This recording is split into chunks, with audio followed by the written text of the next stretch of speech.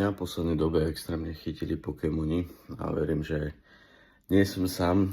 Práve mi prišiel jeden balík, ktorý by som vám chcel ukázať, v ktorom ja vidím potenciál. Poďme si ho teda rozbaliť. Ešte takto pre upozornenie, nie som žiadny dlhodobý investor, ja som teraz začal.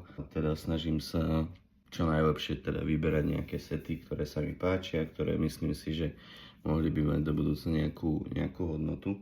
Toto, čo si otvoríme, je práve jeden z nich, takže let's go.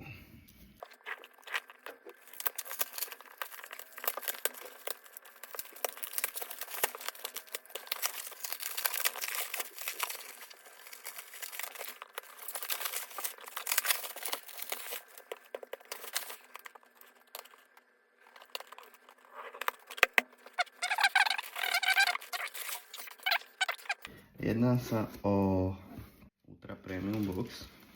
Konkrétne je to teda Charizard z éry Sword and Shield.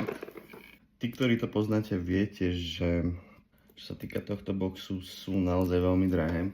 Tu vlastne vyšiel jeden na nejakých 395 €, teraz už cez Card Market.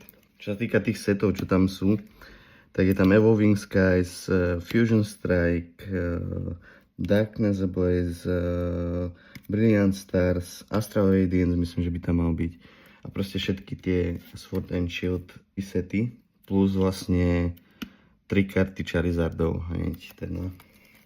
Takže za mňa je tam akože brutálne veľká hodnota. Pozerám, že sú nejaké zasvínené, čiže to trošku utriem potom. Jeden je môj a tie ostatné dva sú teda kamarátov, je to kombinovaní spolu. Toto je niečo, čo by som chcel naozaj držať veľmi dlhý čas na to, aby tá cena rástla. Asi pamätám, keď to stalo 150 € a teraz to bolo za 400, takže myslím si, že je to dobrá investícia. A toto je niečo, do čoho by som ešte stále investoval, ak teda chcete začať. A chcete niečo naozaj že vzácne do budúcna, tak toto je určite vec, ktorá určite na cene klesať nebude.